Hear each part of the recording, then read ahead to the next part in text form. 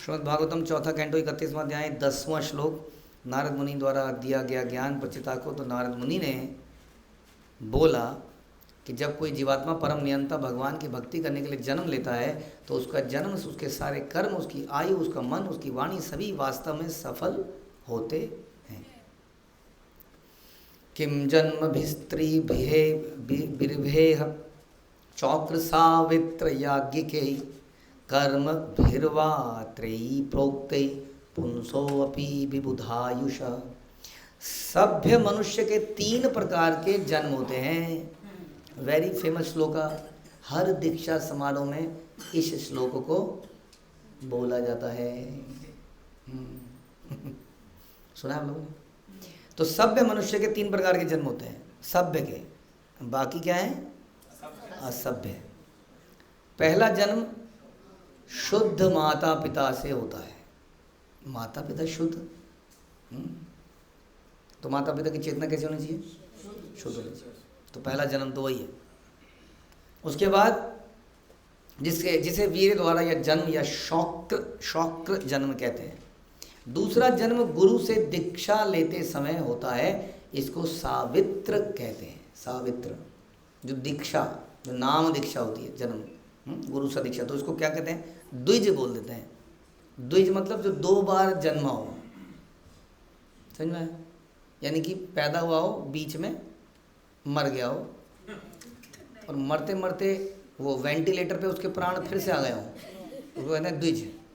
नहीं, spiritual birth, spiritual जगत में यहीं पर, विच इज़ कॉल्ड दीक्षा, जो सावित्र कहते हैं। तो ये दूसरा जन्म है वास्तव में। और तीसरा जन्म याज्ञ कहलाता है। याज्ञ कौन सा हो गया? लाइक यज्ञ होता है उसमें। याज्ञ मतलब उसमें नाम तो नहीं दिया जा रहा है आपको, हरि नाम तो पहले मिल चुका है। याज्ञ क्या हो? ब्राह्मण दीक्षा इसको हम कहते हैं, जिसमें भगवान विष्णु की सेवा का अवसर मिलता है। You can do that worships and all those. ऐसे जन्म लेने के अवसर प्राप्त होने पर भी यदि किसी को देवताओं की भी आयु मिल जाए, ऐसा जन्म हो गया आपका और देवताओं की आयु मिल गई, ठीक है जी, तो कह रहे हैं फिर भी बेकार है। बताइए क्यों बेकार है? यदि वो भगवान की सेवा में रत नहीं रहता है तो। समझ में आ गया? इससे फिर वो बात साबित होती है कि simply because you are initiated is not a qualification. Again it's a facility. आपको फैसिलिटी मिल गई, आपके पास गुरु हैं, शास्त्र हैं, भक्त हैं, you can do devotional activities, आप उनके साथ भक्तिमय कार्यों को कर सकते हैं। फैसिलिटी मिल गई आपको। हाँ, जैसे कि एक बहुत बढ़िया यूनिवर्सिटी में, कॉलेज में आपका एडमिशन हो गया, तो आपको आपका डिग्री पक्की है, नौकरी पक्की है? नहीं, तो उसके लिए क्या करना पड़ेगा? उसके लिए पढ़ना पड़ेगा। बट आपको फैसिलिटी मिल गई। हाँ, आपको सारे टीचर मिल गए, बढ़िया बढ़िया एनवायरनमेंट मिल गया, लेकिन उसमें करना पड़ेगा। समझ में आया? आपका गुरुकुल में एडमिशन हो गया, गौरांग गुरुकुल में, तो आप एक बढ़िया कैरेक्टर के व्यक्ति बन ही जाओगे। नहीं तो क्या करना पड़ेगा? प्रयास करना। आपको फैसिलिटी मिल गई, अब आप उसमें कितना आगे बढ़ पाएंगे कि नहीं, वो आपके ऊपर है। समझ में? भक्तों के संग में भी आप बर्बाद हो सकते हो यदि आप, अगेन वही कि भक्तों में आप दोष दर्शन करेंगे या असली उनके गुण नहीं ले पाएंगे, तपस्या नहीं कर पाएंगे। तो इस प्रकार कह रहे हैं कि ऐसा जन्म लेने के अवसर प्राप्त होने पर भी यदि किसी को देवताओं की आयु भी मिल जाए तो भी वह भगवान की अगर सेवा नहीं करता तो सब कुछ व्यर्थ जाता है। विश्वक्सेनु कथास हुआ ना उत्पादेन यति रतिम श्रमे भी केवलम। हमारी रति कहाँ होनी चाहिए? विश्वक्सेनु कथासु। रति नेचुरल डिजायर, इंटरेस्ट एरिया। हमारा इंटरेस्ट कहाँ नहीं होना चाहिए? भौतिक चीज़ों में। हाँ, भक्तों की बुराई सुनने में, करने में, वहाँ रति नहीं होनी चाहिए। अगर ऐसी रति है तो क्या है? कह रहे हैं श्रमेव ही केवलम। वो कह रहे हैं वो ये केवल श्रम है, then it's all useless labour. जो भी आप कर रहे हो, हरे कृष्णा या वटेवर कह रहे हैं, वो यूजलेस है वास्तव में। क्योंकि असली चीज़ थी वो रति। क्योंकि जब वो रति पैदा होती है ना, तो आदमी को सब कुछ बेकार लगने लगता है। कहता है सुनो ये समस्या यहाँ, ये समस्या है। अरे क्या समस्या? कुछ नहीं है, आओ भगवान के बारे में सुने, हाँ चलो संकीर्तन पे चलते हैं, चलो ये करते हैं, चलो पुस्तक बांटते हैं, and everything else is based. इसी प्रकार कर्म चाहे सांसारिक हो या आध्यात्मिक, यदि वह भगवान को प्रसन्न करने के लिए नहीं है तो व्यर्थ है। समझ में आया? सांसारिक हो या आध्यात्मिक हैं। यानी कि अगर आप भगवान की आरती कर रहे हैं तो कह रहे हैं व्यर्थ है। बताइए सही कह रहे हैं? नहीं है, मना कर रही है। तो जैसे भगवान की आरती करना गलत कैसे हो सकता है? फॉर्मेलिटी कर रहे हैं। ध्यान हुआ, ध्यान अपने प्लानिंग पे चल रहा है, हाथ घुमा रहे हैं बेकार में। जैसे घर में अक्सर लड़ाई होती है एक चीज़ के लिए, किस चीज़ के लिए बताइए? भोग लगा दो, मैं नहीं लगा रहा, मैं देर हो गई मुझे। हाँ, उधर से बच्चे तू लगा दे, मैं नहीं जा रहा, मुझे कॉलेज में ऑफिस का काम है, सॉरी स्कूल में जाना है, ये यार वो। कोई डर गया? Sorry okay. होता है कि नहीं बताइए? आपके घरों में झगड़ा नहीं होता? भोग कौन लगाएगा? अल्टीमेटली स्त्री लगाती है। कहीं पर कोई और भी लगाता होगा। तो झगड़ा है कि नहीं?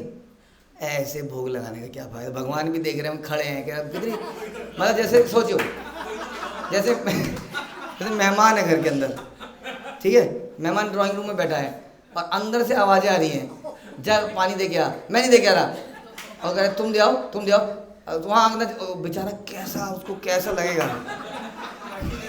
वो सोचेगा मैं जाऊँ या ना जाऊँ, और मैं क्या करूँ? तब तक एक लेके आ गया, अब वो क्या सोचेगा? सोचिए, उसे पता है ना क्या हो गया अंदर, कि कोई इंटरेस्टेड नहीं था लाने में, मैं ही बेकार में आया, अनवांटेड पर्सन। वैसे भगवान वहाँ खड़े देख रहे हैं, अभी झगड़ा चल रहा था अंदर, कौन लगाएगा भोग? सब एक दूसरे पे।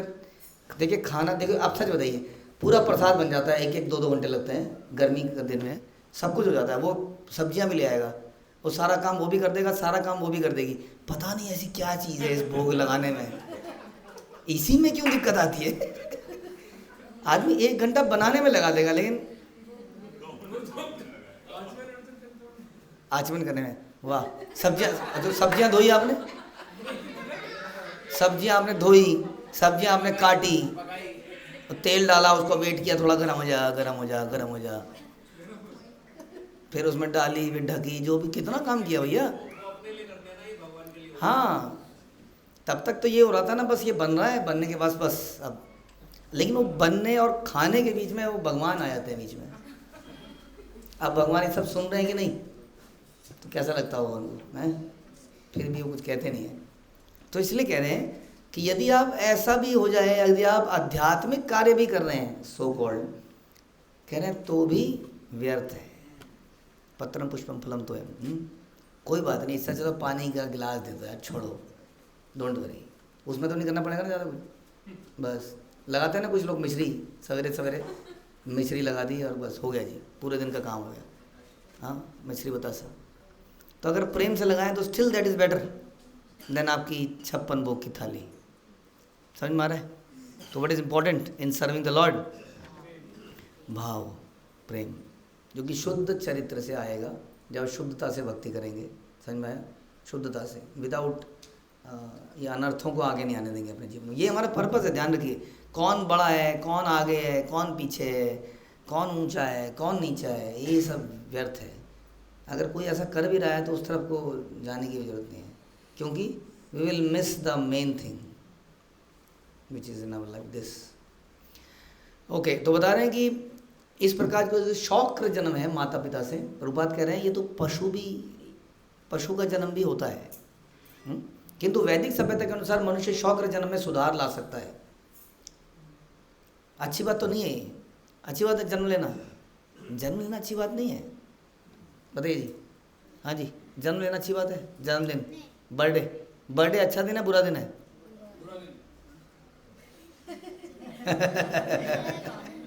क्या दिन है? बुरा दिन है। आप कह रहे हो, इसकी तरफ इशारा कर रहे हो, ये बोल रहा है। ओके, तो बर्थडे एक्चुअली में तो बहुत अच्छा दिन नहीं है, लेकिन एक तरह से अच्छा दिन है भी, क्योंकि it gives an opportunity to, अपने कर्मों को ठीक करने का अपॉर्चुनिटी हमें मिलती है। इस हिसाब से ये अच्छा दिन है, और ख़ास तौर पे अगर भक्ति मिल जाए तो और अच्छा दिन है। तो कह रहे हैं कि पशु का भी होता है, लेकिन मनुष्य इसको सुधार सकता है। जन्म लेने के पूर्व अथवा माता पिता के संपर्क के पूर्व गर्भदान संस्कार होता है, जिसका पालन किया जाना चाहिए। यानी कि taking birth is not an accident, should not be an accident, it's a spiritual activity, जैसे अभी हम भोग लगाने की बात कर रहे थे, तो इसको बड़ा ही सही चेतना में करना चाहिए, ऐसा बता रहे हैं। शास्त्रों का कथन है कि यदि उच्च जातियां गर्भाधान संस्कार का पालन नहीं करती तो सारा वंश शूद्र बन जाता है। क्योंकि उसी प्रकार की आत्माएं अट्रैक्ट होती हैं जैसा घर का माहौल होता है, राइट। जैसे कि एक जगह पर बताइए ऐसा सीन है, कुछ लाइट्स ऐसे जल रही हैं, बंद हो रही हैं, और blue blue blue blue blue blue blue light चल रही हैं चारों तरफ, और शोर सा हो रहा है। और दूसरा आगे जाते हैं, एक जगह लाइट जल रही है कुछ वाइट वाइट येलो येलो, और घंटियों की आवाज़ आ रही है। हाँ, अब बताइए कौन किधर जाएगा? कुछ लोग पहले वाले में जाएंगे, कुछ दूसरे में जाएंगे, है ना। तो जो पहले वाला है क्या जगह लगती है आपको? कौन सी जगह है वो? क्लब है, कोई डीजे है ना। और दूसरा क्या है? कोई मंदिर है। तो कोई कहाँ जाएगा, कोई कहाँ, वो अपने इंक्लिनेशन के हिसाब से उधर को अट्रैक्ट होता जाएगा। अब उसी तरीके से हमारे घर में जब एक बच्चा आता है, आत्मा आती है गर्भ में जब आती है, तो वो भी समझ लीजिए उसी तरह का एक जगह है। अब वो उस घंटी वाले में आएगी या वो ब्लू ब्लू लाइट्स में उस वाले में आएगी, तो ये जैसा आदमी होगा वो वैसी जगह में जाएगा। इसीलिए हिरण्याकश्यपु और हिरण्याक्ष कहाँ घुसे? दिति के गर्भ में, क्योंकि उन्होंने देखा यहाँ पर है मज़ा, यहाँ धर्म का पालन नहीं होता है। तो इसलिए ऐसे घरों में अधार्मिक संतानें आती हैं जहाँ पे ये संस्कार नहीं, क्योंकि आपने माहौल ही वैसा बना रखा सारा भोग करने का, तो वैसे ही भोग करने वाली आत्माएं वहाँ जाती। तो यह भी कहा गया है कि कलयुग में गर्भधान संस्कार ना होने से प्रत्येक व्यक्ति शूद्र है। अगर गर्भधान संस्कार के थ्रू नहीं हो रहा है तो कह रहे हैं वो शूद्र है। यदि यही वैदिक पद्धति है, किंतु पंचरात्रिक पद्धति के अनुसार यद्यपि गर्भधान संस्कार के अभाव में प्रत्येक व्यक्ति शूद्र है, किंतु यदि उसको कृष्ण भक्ति में ट्रेनिंग दे दी जाए तो वो अपने शूद्र जीवन से ऊपर उठ सकता है। ये अवसर उसको मिल जाता है जीवन में। यही है। तो यानी कि जो जहन्नुम में गया वो हमेशा जहन्नुम में नहीं रहता, ऐसा मतलब। हमारा कृष्ण भावनामृत आंदोलन इसी पंचरात्रिक विधि को ग्रहण करता है। जैसा कि श्रील सनातन गोस्वामी ने कहा कि जिस प्रकार कांसा पारे के साथ मिल जाए तो क्या बन जाता है? सोना। क्या रेट चल रहा है? 1.5 लाख। कांसा क्या रेट होगा? कांसा सस्ता, बहुत सस्ता, वैसे 1500 रुपये बस का 10 तोला, 1 तोला वटेवर जवाब दे। तो आपको अगर सोना बनाना है तो तरीका है जी, देख लीजिए। 2000 रुपये किलो कह रहे हैं, कांसे को पारे के साथ मिलाओ सोना बन जाएगा। कैसे बनेगा? प्रोसेस नहीं है इसमें अभी। अगर आपको प्रोसेस सीखना है तो वैदिक ग्रंथों में कहीं वो भी छुपा ही होगा। हाँ, लेकिन जब तक आप पारंगत पाएंगे तब तक आपके मरने का समय हो चुका होगा। फिर आपकी थीसिस कोई चोरी कर लेगा, फिर अचानक से कहीं अटैक होंगे और जान मान का उस नोट कॉपी को चुराने के लिए पता नहीं क्या क्या होगा दुनिया में। उसके बाद मरकरी 45,000 रुपये, फिर भी सस्ता ही है। हाँ, फिर भी सस्ता ही है। 1 किलो बने, अच्छा बनेगा कितना पता नहीं। हाँ, उड़ तो जाएगा नहीं, जब 1 किलो का बनेगा तो ऐसा नहीं उड़ जाएगा। तो इस प्रकार से कह रहे हैं कांसे के साथ। तो इस डिस्कशन में हम लोग सोने पे चले गए, जो कि हमारा नेचुरल इंक्लिनेशन। तो बताया क्यों है फिर इन्होंने? क्या बता रहे हैं? कुछ समझ में आया? नहीं आया? क्यों बता रहे हैं? सोना कैसे बनता है? कि हम लोग जिसकी वैल्यू 2000 रुपये किलो है, हाँ, वो 1.5 लाख रुपए का तोला 10 ग्राम बन सकता है। तो व्हाट इज दैट पारा? That is devotees. वो डिवोटीज वो इस प्रकार से 2000 को पता नहीं कितना कंपेयर करेंगे तो कितना लाखों का बना सकता है। तो ये है शुद्ध भक्त का संग। कह रहे हैं कि केवल इस प्रकार से उसी प्रकार एक पुरुष सोने के समान शुद्ध ना होने पर भी केवल दीक्षा के द्वारा ब्राह्मण या द्विज बन सकता है। इस प्रकार यदि कोई व्यक्ति उपयुक्त व्यक्ति द्वारा दीक्षित हो तो उसे द्विज माना जाता है। अतः हम अपने कृष्ण भावनामृत आंदोलन में शिष्य को पहली दीक्षा देकर उसे हरे कृष्ण महामंत्र का जाप करने को कहते हैं। इस मंत्र को नियमित जपने तथा विधि विधानों का पालन करते रहने से वह ब्राह्मण के रूप में दीक्षित होने के योग्य हो जाता है, क्योंकि जब तक कोई योग्य ब्राह्मण नहीं बन जाता तो उसे भगवान विष्णु की पूजा करने की अनुमति नहीं दी जाती। यह याज्ञिक जन्म कहलाता है। हमारे कृष्ण भावनामृत आंदोलन में जब तक कोई 2 बार दीक्षा ग्रहण नहीं कर लेता, पहली बार हरे कृष्ण जप तथा दूसरी बार गायत्री मंत्र के जप द्वारा, तब तक उसे डीटी किचन न पूजा घर में प्रवेश करने दिया जाता है। किंतु जब उसे वो पद प्राप्त होता है जिससे वह अर्चा वगैरह की पूजा कर सके तो उसके पूर्व जन्म पर ध्यान नहीं दिया जाता, क्योंकि अब वो ब्राह्मण मान लिया जाता है, चाहे वो चंडाल के परिवार में क्यों ना पैदा हुआ हो। यदि वह भगवत भक्ति करता है तो वह श्रेष्ठ ब्राह्मण बन जाता है। किंतु यदि ब्राह्मण होकर वह भक्ति से शून्य है और अधम कुत्ता खाने वाले के समान माना जाता है। यदि ब्राह्मण होकर भक्ति नहीं करता है तो केवल ब्राह्मण बनने से नहीं होगा कि नहीं। यदि कोई व्यक्ति भक्ति के में पारंगत है तो वह चाहे चंडाली क्यों ना हो तो भी वह उच्च माना जाना चाहिए। बार बार यही बता रहे हैं। फिर बता रहे हैं श्रीला हमारे प्रहलाद महाराज के बात द्वारा, यदि कोई ब्राह्मण है और समस्त ब्राह्मण गुणों से युक्त है तो भी वह अधम समझा जाता है यदि भगवान की पूजा से विमुख है, एज पर श्रीमद् भागवतम 7.9.10। किंतु यदि कोई मनुष्य भगवान की सेवा में लगता है और वो चंडाल कुल में भी क्यों ना पैदा हो तो वो भी महिमा मंडित है। निसंदेह ऐसा चंडाल न केवल स्वयं को बल्कि अपने परिवार को, पुरखों का भी उद्धार कर लेता है। और वो जो ब्राह्मण है, जो गर्वीला है, जो भक्ति नहीं करता है, वो कह रहे हैं वो खुद को भी नहीं बचा पाएगा नरक में गिरने से, तो दूसरों की तो बात क्या करें। हाँ, इसका मतलब जन्म चतुर्वर्णम माया सिस्टम गुण कर्म विभागश, गुण और कर्म के आधार पर ये है, जन्म के आधार पर नहीं है। इसलिए ऐसे बहुत सारे एग्जाम्पल हमारे सामने हैं जो कि ब्राह्मण कुल में पैदा हुए थे लेकिन अधर्मी बने। कौन है? रावण, जगाई मधाई, यस, हिरण्यकशिपु, उनके पिताजी महान ब्राह्मण थे। और इसके विपरीत जो राक्षस कुल में पैदा हुआ हो Prahlad Maharaj, Dhruv Maharaj was in kshatriya family. Okay, तो ऐसे अनेक उदाहरण प्राप्त हैं जहाँ क्षत्रिय, वैश्य या अन्य निम्न कुल में उत्पन्न तथा 18 वर्ष की अवस्था वाला दीक्षित वाला व्यक्ति दीक्षा के द्वारा ब्राह्मण पद को प्राप्त कर सका था। नारद मुनि कहते हैं कि यह तथ्य नहीं है कि ब्राह्मण कुल में उत्पन्न व्यक्ति स्वतः ब्राह्मण बन जाता है। कह रहे नहीं है, ये गलत है। हाँ, उसके ब्राह्मण होने का अच्छा अवसर उसके पास रहता है, क्योंकि ऐसे लोग उसके आसपास हैं। लेकिन जब तक उन गुणों को वो अर्जित नहीं कर लेता था तो उसे ब्राह्मण स्वीकार नहीं किया जाना चाहिए। और दूसरी ओर यदि कोई शूद्र है रहा जन्म से, लेकिन अगर वो ब्राह्मण के गुण प्राप्त कर लेता है तो वो अनेक सारे अनुष्ठान भी कर सकता है। इसलिए अद्वैत आचार्य ने अपने पिताजी जब अपने परिवार में जब श्राद्ध दिया तो उन्होंने हरिदास ठाकुर को इनवाइट किया जो कि मुस्लिम फैमिली से कनेक्टेड थे। इस प्रकार तो यहाँ बता रहे हैं कि जहाँ तक देवताओं की आयु का सवाल है, आप जानते ही हैं कि ब्रह्मा जी के एक दिन में कितने युग होते हैं? 4। वाह, 10,000। 71 युगा साइकिल होते हैं ब्रह्मा जी एक दिन में।